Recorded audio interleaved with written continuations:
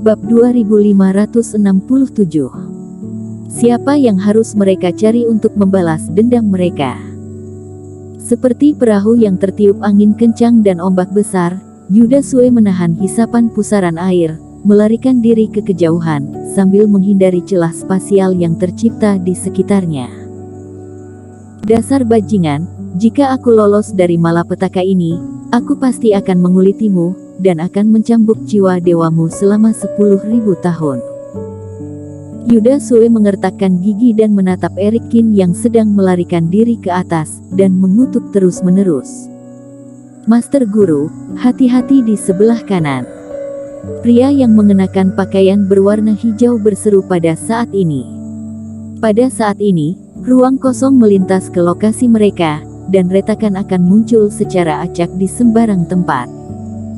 Pada saat ini, hanya mencoba untuk maju secara diagonal, retakan yang hampir transparan menyebar. Yuda Sue sedikit mengernyit, dan tubuhnya bergerak ke kiri dengan tiba-tiba.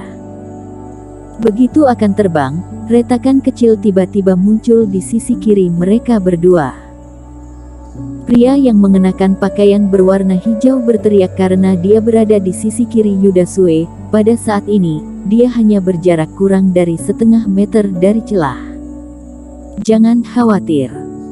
Yuda Sue bersenandung, energi hitam berubah menjadi tali, mengikat pria yang mengenakan pakaian berwarna hijau, dan menariknya ke belakang. Pria yang mengenakan pakaian berwarna hijau langsung melangkah mundur, menghindari celah kosong yang tiba-tiba muncul.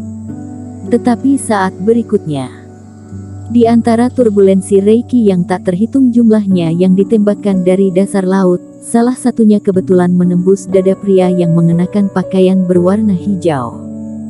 Master Guru. Pria yang mengenakan pakaian berwarna hijau membuka matanya lebar-lebar dan melihat lubang besar di tubuhnya dengan tak percaya. Lolos dari celah dalam kehampaan, tetapi mati di bawah aliran cahaya Reiki yang bergejolak. Dengan kekuatannya, sangat mungkin untuk memblokir daya ledak roh senjata ini, tetapi sebelumnya dia terluka parah dan hal ini terjadi dengan tiba-tiba, sama sekali tidak ada waktu untuk melindungi dirinya. Di bawah penetrasi Reiki ini, tubuh pria yang mengenakan pakaian berwarna hijau terguncang, bahkan langsung mengenai celah di ruang angkasa. Dia berhenti berpikir dalam seketika, tubuhnya terpotong-potong, bahkan jiwa dewanya juga tidak dapat melarikan diri. Nik. Kedua mata Yuda Sue terbuka lebar-lebar, dan mengaum ke langit. Dia sama sekali tidak menyangka, dia melemparkan putranya ke posisi yang aman, tetapi itu malah mengorbankan nyawanya. Pada akhirnya, akulah yang membunuh satu-satunya darah dagingku sendiri. Dalam keadaan gelisah, Yuda Sue juga tidak sepenuhnya lepas dari pergerakan ruang kosong, tubuhnya muncul goresan dari tepi retakan, dan darah masih tersisa. Tetapi pada saat ini, darah Yuda Sue mendidih di mana-mana, dan dia tidak peduli dengan lukanya sama sekali. Aku pasti akan membunuhmu. Yuda Sue menggemeretakkan giginya, melihat Eric Kin yang terbang di depan sambil bersumpah. Setelah ruang kosong pergi, dia berjalan menuju Eric Kin dengan kecepatan seperti meteor yang jatuh. Orang ini tidak mati. Eric Kin juga melihat Yuda Sue yang sedang menggila, sedikit mengernyit. Di bawah ruang kosong, bahkan fase penilaian tingkat 2 kegagalan, jika memiliki nasib buruk dan terlalu banyak retakan di sekitarnya, dia juga sulit untuk keluar. Tetapi meskipun pria yang mengenakan pakaian berwarna hijau telah meninggal, Yuda Sue tidak terluka parah, pria ini sangat beruntung. Tetapi sekarang, Eric Kin tidak memiliki waktu untuk memikirkan hal ini. Dia keluar dari formasi, dan meskipun dia dekat dengan laut, ruang kosong masih tetap sedang mengejar. Mata dewa tiba-tiba terbuka, semua kekosongan dan retakan tidak terlihat di depan Eric Kin. Di tengah ombak Reiki yang liar, meskipun bentuk tubuh Eric Kin tidak stabil, tetapi di bawah mata dewa, proses menghindari turbulensi dan retakan juga mengejutkan. Dan tepat setelah Eric Kin lewat dengan selamat, sosok Yudasue sudah mengejar di belakang. Keduanya terus melompat keluar dari laut pada saat yang sama dan masuk ke dalam kehampaan. Beraninya kamu membunuh anakku, pergi mati kamu. Mata Yudasue terlihat merah, dan dia mengangkat tangannya untuk membuat energi hitam. Pria yang mengenakan pakaian berwarna hijau itu, ternyata adalah darah dagingmu, tidak heran kamu sekhawatir ini. Eric Kin mencibir, menghindari serangan energi hitam. Dia adalah satu-satunya darah dagingku, kamu telah membunuhnya, maka aku ingin kamu menemaninya dalam kuburan. Yudasue meraung, dan energi hitam di tangannya terus melonjak ke arah Eric Kin. Konyol sekali, dia adalah pewarismu, aku membunuhnya dan kamu ingin membalas dendam, tetapi berapa banyak anak dan orang tua yang terbunuh oleh aliansi darahmu? Apakahkah orang-orang ini tidak memiliki kerabat? Siapa yang harus mereka cari untuk membalas dendam mereka? Eric Kin mengejek. Orang-orang ini adalah orang yang lemah, dan yang lemah harus memiliki kesadaran akan kematian dan tidak bisa menyalahkan orang lain. Tetapi kamu yang merupakan orang tidak berguna beraninya membunuh putraku, aku akan membiarkanmu menanggung rasa sakit yang tak ada habisnya dan mati dengan menderita. Yudasue meraung.